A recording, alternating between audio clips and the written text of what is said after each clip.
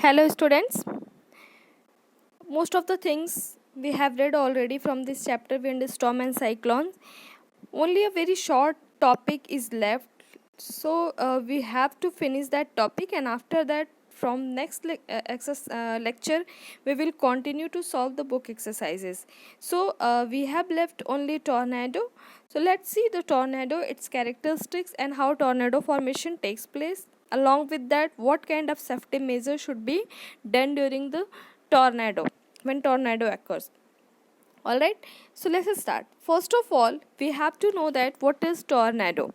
As I have told you that basically there are the three weather phenomena we have to study in the chapter wind, storm, and cyclone, and we can say it as a natural calamities also. We have already read about thunderstorm and cyclone. As all of you know, after watching all the lectures, you will be able to know that I have explained also that cyclone occurs in sea level or water surface, as well as thunderstorms occur at the sky level or into the atmosphere. But this tornado is the phenomena which occurs on the land, and overall in all these three phenomena, means tornado, thunderstorm, and cyclone, there is the factor responsible, that is the convection generated by wind currents, and this convection is responsible for creating a low air pressure zone, high air pressure zone, and this low air pressure zone, high air pressure zone is responsible for the formation of tornado, cyclone, or thunderstorm, whatever we have read till now.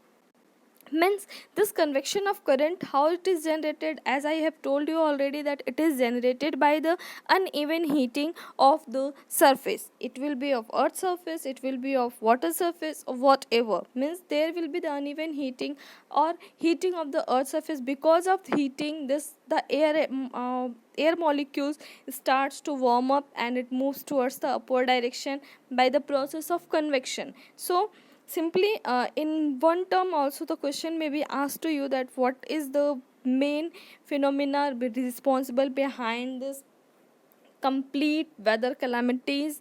So you can say that it is the convection.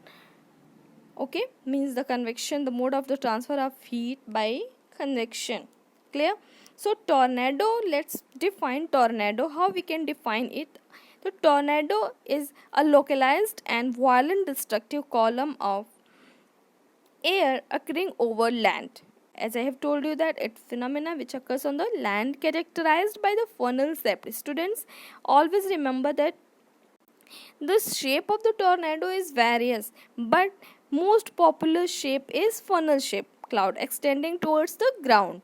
Okay, you often have seen that tornado structure, it appears like funnels. So what should be the characteristics, or what is the characteristics of this tornado? The first characteristic is tornado comes in many shape and size, as I have told you already, but the typical form of tornado is funnel shape. Most tornadoes have wind speed between 64 km per hour to 177 km per hour.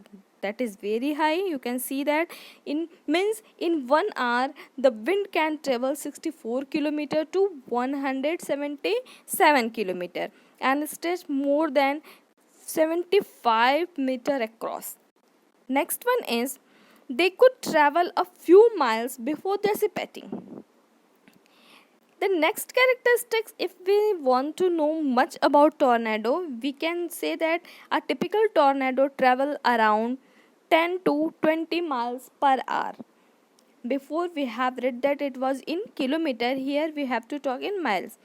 Now, most tornado occurs during the months of May, June, July, and August in the late afternoon and evenings. It may be asked to you that why tornado occurs only in the May, June, July, and August, or what is the reason behind that? You can typically say that during these time, as you know that it is a very hot time, means weather condition is very hot. Because of that, the earth surface become heat and air moves toward the upward direction, creating a low air pressure zone. Because of that, to fulfill this low air pressure zone, the wind moves from high air pressure to low air pressure in a very high speed, and because of that it always creates tornado. Usually occurs in Tornado Alley region in US. Students, here one term is given, that is Tornado Alley. What is Tornado Alley? Means it is the region in US where tornado occurs frequently. Means time to time tornado comes in these regions. That's why some regions of US is known as Tornado Alley.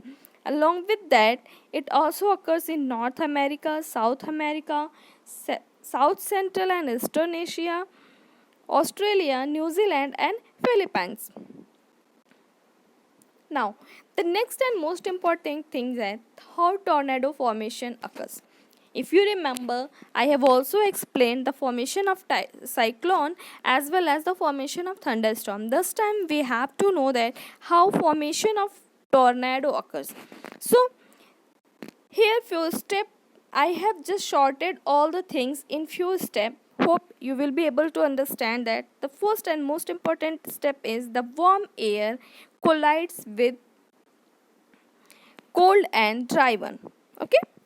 Now, the next step is, as the warm air rises within the storm clouds, cooler air rushes in from the sides. As soon as the warm air rises in upward direction, the cooler air which are present into the form of clouds, it just move very frequently, very fast into the downward direction. It is just at the sides of the center, we can say that it moves towards the center but from the sides. Now the next step is a whirling wind is created that draw the surroundings air towards the center. Whirling means you can see a round structure. Now, an area of strong rotation develops 2 to 6 miles wide. A dark, low cloud base or cloud wall appears as the rotation becomes even stronger and funnel develops. As soon as means as fast the rotation start becomes, means the wind speed becomes very fast and it rotates in very fast way. It forms a funnel like structure. Clear? So basically the formation of tornado occurs because of the hot and cold winds. The hot winds move towards the upward direction, creating the low air pressure zone, and cold winds coming toward the downwards from the sides and towards the center. And in this way, along with the rotation of the winds, it is creating a funnel like structure, and that is known as tornado. As we know that during the tornado the speed of wind is very high, and that's why it is also responsible for creating a destruction or damages. So should we assume when tornado will come, or it may be possible that tornado forecasting that when tornado will come, in which region tornado will come? For that, first of all, a tornado size, strength, direction and duration cannot be predicted. Students, you have to know that whatever all the natural calamities are there, if we are talking about the thunderstorms, cyclones as well as earthquake, we cannot predict it. In the same way, tornado forecasting also cannot be done. A size and strength of tornado is not determined until after damage has occurred. We cannot determine before any kind of damage that how much strong this tornado was or how much strong it will be. Okay? When only after the destruction or damages caused by the tornado we can assume that how much strong it was. The next, tornado direction cannot be predicted. As I have told you already that we cannot predict that when it will come. Similar way, we cannot predict that what will be the direction or what will be the strength also. The next, impossible to predict the exact location of tornado, where it will be coming.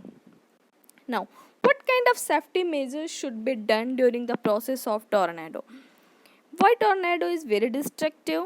Because when tornado comes, it is responsible for falling and flying debris, cause the most death and injuries during the tornado.